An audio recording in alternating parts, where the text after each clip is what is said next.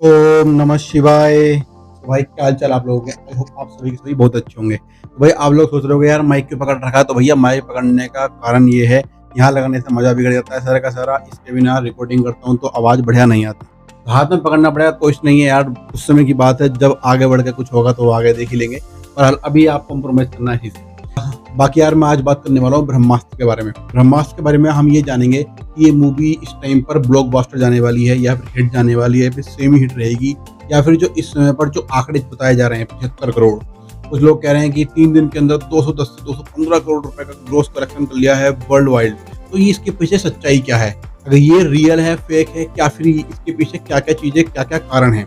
दूसरा कुछ कुछ लोग कह रहे हैं कि जो बुकिंग हुई थी एडवांस में वो फेक है, तो उसके भी प्रूफ दिए थे उन लोगों ने। फिर साथ साथ में ये भी बताया जा रहा है कि जो ऑडियंस है जब वो थिएटर्स में जा रही है तो वहां पर लोग आ ही नहीं रहे हैं देखने के लिए। देखो जहां मैं देखने गया था वो बिल्कुल फुल था, बिल्कुल फुल था, ठीक है, 4-5 सीटें ही खाली थी, बाकी फुल था, मैं अपना बता रहा हूँ। बाकी अगर कुछ लोगों की देखें जो वो वीडियो शेयर कर रहे हैं तो उसमें यही चीज दिखाई जा रही है कि काफी खाली है, मतलब वो वीडियो बनाकर डाल रहे हैं कि यहाँ पर आ ही नहीं रहे हैं। ऐसा नहीं कि स्टार्टिंग की दिखा रहे हैं, वो 20 से 30 मिनट की मूवी निकल चुकी है उसके बाद का दिखा रहे हैं। तो उसके पीछे रियलिटी क्या है, वो रियल है फेक है क्या है, उसके बारे में बात करेंगे। बाकी अगली बात करते हैं, तो ये जो इस टाइम पर सुनने में आ रही है कि ब्रह्मास्त्र हिट हो जाएगी, तो उसके पीछे क्या कारण है, उसे हिट कराने के पीछे मेनली क्या कारण है, तो इन चीजों की बात करेंगे। तो एक काम करते हैं, शुरू कर लेते हैं।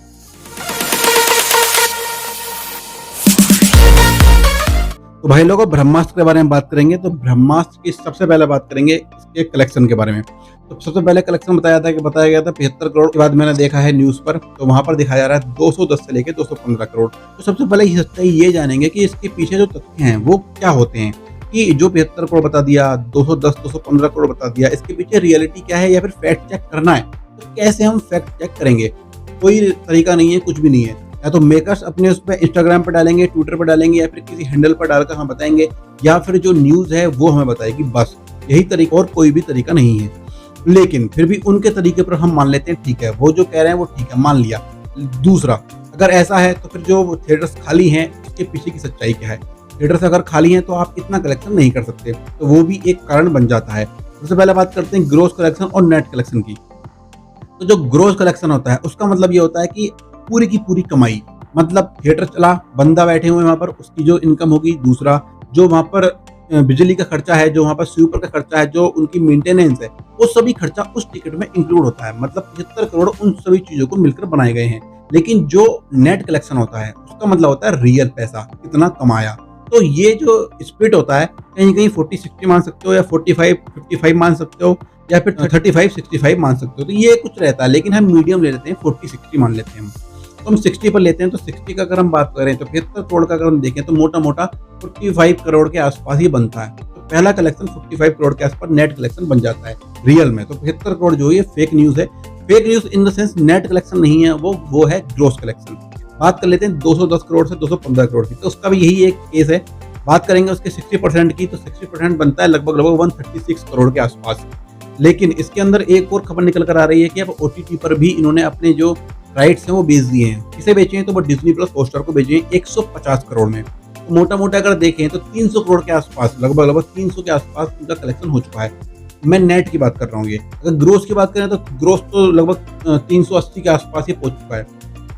तो ये साइड में चीजें रखते हैं तो मोटा मोटा मान के चलते हैं मूवी तो हिट हो ही जाएगी। लेकिन ये कलेक्शन सिर्फ और सिर्फ वीकेंड का है, अभी तो खेल शुरू हुआ है। सोमवार, आज मंडे है, आज पता चलेगा कितना कलेक्शन हुआ है, क्या हुआ है, मूवी कितनी ज्यादा डाउन गई है। डाउन तो जाएगी ये तो कंफर्म है, क्योंकि ये जो वीकेंड पे निकाला था उस समय पर कोई मूवीज थी ही नहीं इसकी टक्कर में। दूसरा, हाइप बहुत ज्यादा थी।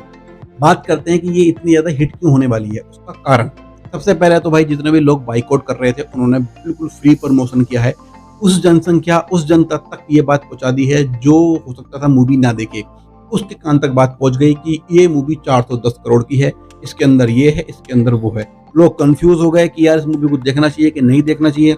लेकिन एक होता है ना, दिमाग में चीज घुस जाती है, यार इस मूवी के अंदर ऐसा क्या है जो लोग बाइकआउट करने को बोल रहे हैं, तो लोग जबरदस्ती जा रहे हैं। आप लोगों के रिव्यू बाद में सुन रहे होंगे, वो कह रहे हैं कि यार हम सो गए, मजा नहीं आया, पूरी मूवी के अंदर लव स्टोरी डाल दी। कुछ ऐसा ही इसके अंदर भी दिखाया गया है। लेकिन फिर भी लोग जा रहे हैं क्योंकि हाइप बहुत ज्यादा बन गई है।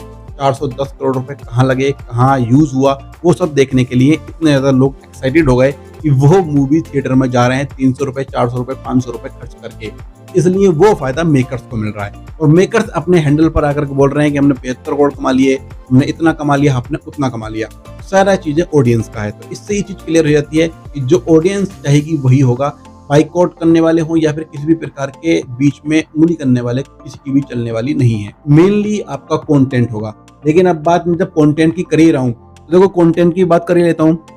इसके अंदर ऐसी क्या चीज़ है जिसकी वजह से आपको देखना चाहिए, ये हिट करानी चाहिए आपको। सबसे पहला तो भाई साहब इसके अंदर VFX नंबर 1 है, लेकिन इससे शानदार VFX नहीं हो सकते थे। हॉलीवुड लेवल के VFX आपको मिलने वाले हैं, तो इसलिए तो आप ये सुपर हिट होनी चाहिए मूवी जरूर। दूसरा, जितने भी एक्शन सीन्स इसके अंदर रखे गए हैं सारे के सारे बेहतरीन हैं और बहुत बढ़िया हैं। इससे बढ़िया एक्शन सीन हो पाने थोड़े से मुश्किल से हो सकते थे, लेकिन हो पाने मुश्किल थे। दूसरा, अब बात करते हैं तीसरे की। तो तीसरा मेन कारण है क्योंकि अगर इसे हट कराओगे तभी अगले पार्ट मिलने वाले हैं। मेन कारण ऑडियंस का ये भी है कि वो इसीलिए थिएटर्स में जा रही है क्योंकि उन्हें अगला पार्ट भी चाहिए, उन्हें उससे अगला पार्ट भी चाहिए। इसलिए जनता थिएटर्स के अंदर घुस रही है कि भैया उन्हें चाहिए अगला पार्ट, उन्हें मांगता है अगला मसाला। कि इसके अंदर तो टाइट फिश हो गई, लेकिन अगला हो सकता है अगले के अंदर कुछ शानदार मसाला देखने को मिल जाए। तो काहे को इस बार ही हम इसे मिस कर दें। मिस नहीं करेंगे, देखेंगे जरूर। इसलिए मूवी जो है सुपर हिट होने की कगार पर है। ठीक है जी। और बात करते हैं इसके थोड़े से निगेटिव्स की। तो थोड़े नहीं है, बहुत ज्यादा हैं। ऑडियंस उसे इग्नोर कर रही है। पहला, स्क्रीन प्ले बहुत ज्यादा घटिया। दूसरा, लव स्टोरी शुरू से एंड तक लव स्टोरी और क्लाइमैक्स के अंदर भी लव को घुसा देना। तीसरा, ब्रह्मास्त्र की पावर को लव के सामने कमजोर दिखा देना। चौथा, एक व्यक्ति जो अग्नि की पावर वाला है उसने ब्रह्मास्त्र को परास्त कर दिया। पांचवा, मेन विलन जो देव है उसका चेहरा ना दिखाना। छठा, अमिताभ बच्चन जो कि फाइनेस्ट एक्टर हैं उन्हें अच्छे अच्छे डायलॉग ना देना। सातवां, नागा अर्जुन को बीच में ही खत्म कर देना, मतलब एक छोटा सीन दिया और नागा अर्जुन को खत्म कर देना, गलत किया बहुत ज्यादा। आठवां, शाहरुख खान को सिर्फ 10 से 15 मिनट का कैमियो दिखाया, गलत है।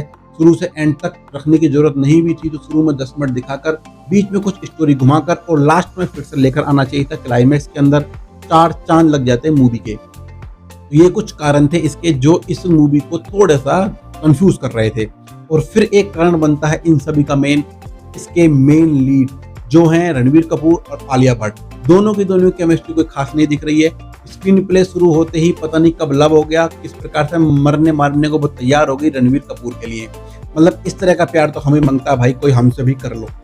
हमें भी चाहिए भाई ऐसा प्यार की, मतलब एक नजर मिली और अगली नजर में मतलब लड़की भागने को तैयार है तुम्हारे साथ, इतनी बड़ी बात हो जाती है। ये भी एक शानदार इसका कारण बन सकता है इस मूवी को सुपरहिट ना बनने दे। लेकिन जनता भाई अगला पार्ट मांगती है, इसलिए उन्हें चाहिए अगला पार्ट, इसलिए उन्होंने इस मूवी को हिट कराना है और वो मूवी हो रही है हिट। अभी तक 200 करोड़ के आसपास पहुंच चुकी है, 150 करोड़ लगभग OTT से कमा लिए हैं। तो मूवी तो सुपर हिट हो जाएगी, उम्मीदें बना के रखिए। हो सकता है 24 या 25 में अगला पार्ट देखने को मिल जाए। और अयान मुखर्जी को सीखने की जरूरत है इस पार्ट से कि इस पार्ट के अंदर जो जो गलतियां की हैं अगले पार्ट में ना करें। और भाई साहब एक शानदार एक्टर को जरूर ले लेना एज ए देव, क्योंकि सामने टक्कर वाला इंसान शानदार होना बहुत जरूरी है। डायलॉग अच्छे लिखो जिससे कि मूवी के अंदर और थोड़ा सा इंटरेस्ट इंक्रीज हो लोगों का, ताकि बाद में कम से कम डायलॉग तो याद रहें। क्योंकि एक एवरेज मूवी बनाई है आपने इतने ज्यादा बड़े बजट में, और बजट की बात जब आई है तो मैं तो अभी भी कंफ्यूज हूँ। 410 करोड़ रुपए कहाँ खर्च किए हैं, पता नहीं भाई, अयान मुखर्जी को ही पता होगा। बाकी कुछ तो ये भी लोग कहते हैं कि भाई बड़ा बजट बोलो तो लोग ऑटोमेटिकली खींचे आते हैं कि इतने बड़ी मूवी इतना ज्यादा पैसा खर्च किया है, इसके अंदर क्या है। ये भी एक स्ट्रेटेजी हो सकती है, अब पता नहीं है रियलिटी क्या है। बहरहाल मेरे कुछ ओपिनियन यही थे। आपको क्या ओपिनियन लगते हैं वो आप कमेंट के अंदर जरूर बताना। आपको ऐसे ही शानदार रिव्यूज लाता रहता हूँ, कभी सीरीज के तो कभी मूवीज के, और मैं आपको शानदार मसाले लाता रहता हूँ मसाला पर। फिर मिलेंगे चलते चलते। जय हिंद।